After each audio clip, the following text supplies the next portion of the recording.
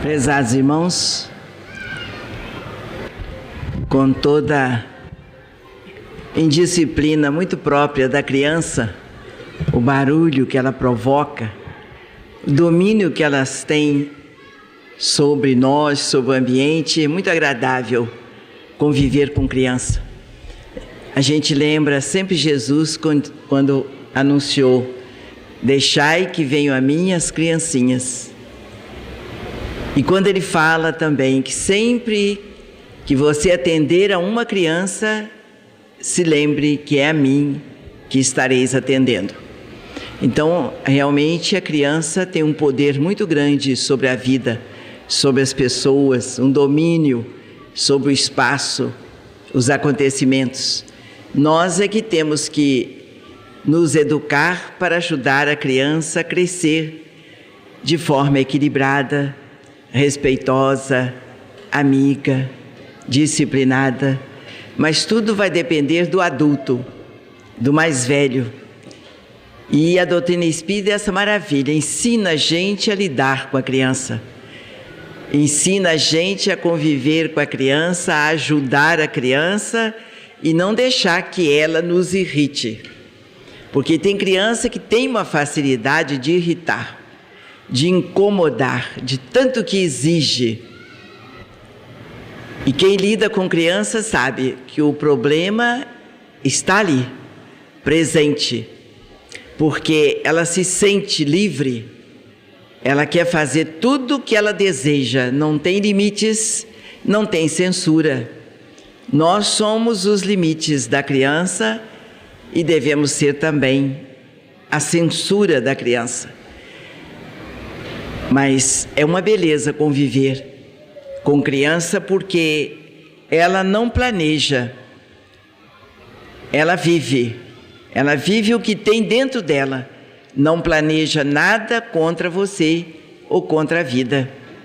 Simplesmente ela deseja, ela quer liberdade, quer falar, quer adquirir tudo que vê e que gosta.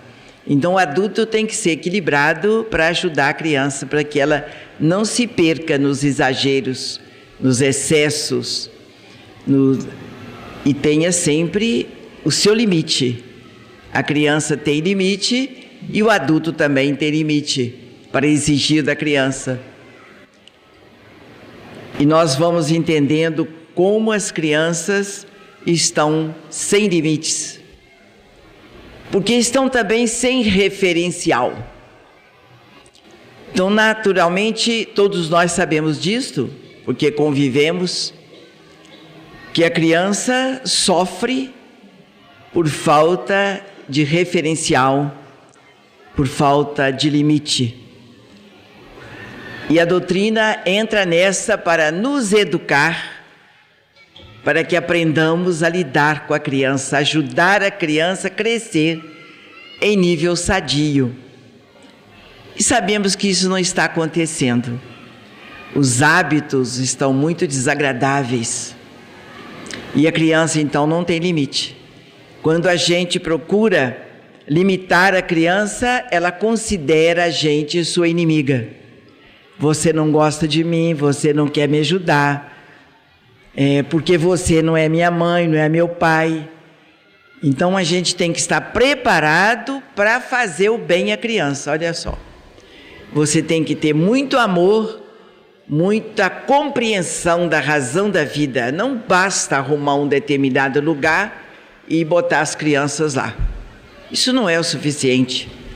Seria um alojamento de criança, um armazenamento de criança, um depósito de criança.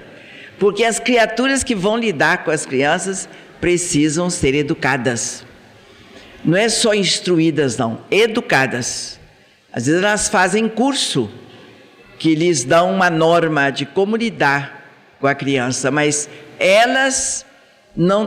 as pessoas não têm educação suficiente para aguentar a rebeldia, o excesso de uma criança sem maltratar essa criança. É que não pode maltratar.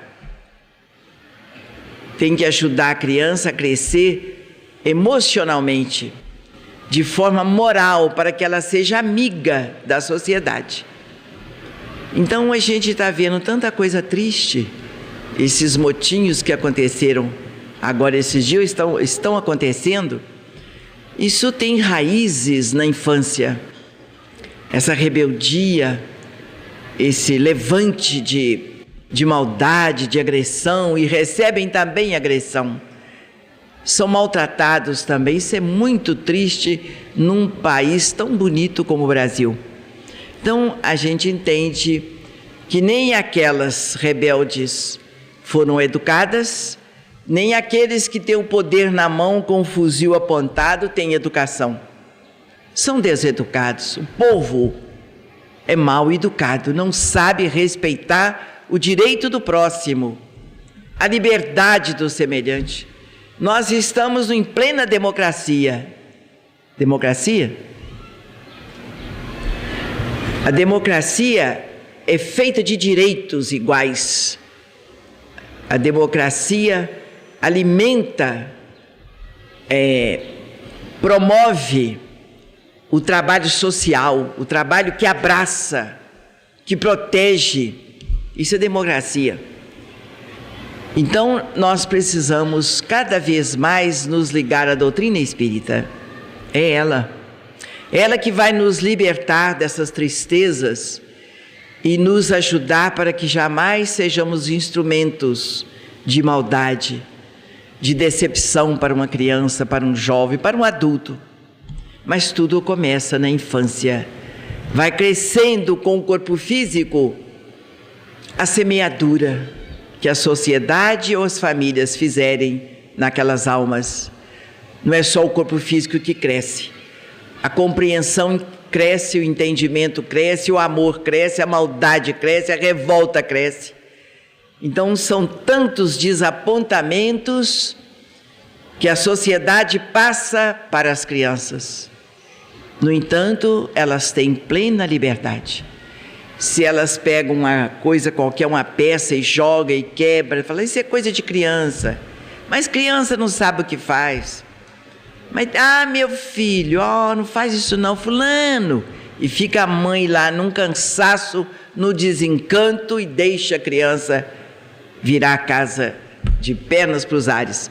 Isso é uma coisa mínima, né? Isso é o mínimo. Olha como nós estamos distantes da educação de vida, muito distantes. E cada vez mais crescendo o trabalho que fabrica poderes da terra, que fabrica o material terreno, que eles chamam de poderoso. Quer seja dinheiro, quer seja estudos e diplomas, quer sejam poderes políticos. Isto não vale nada para a educação real. É educação.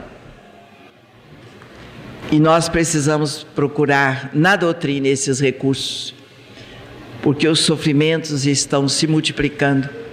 Ao invés dos sofrimentos diminuírem em relação ao crescimento moral da sociedade, não há esse crescimento, os sofrimentos, os desapontamentos vão crescendo.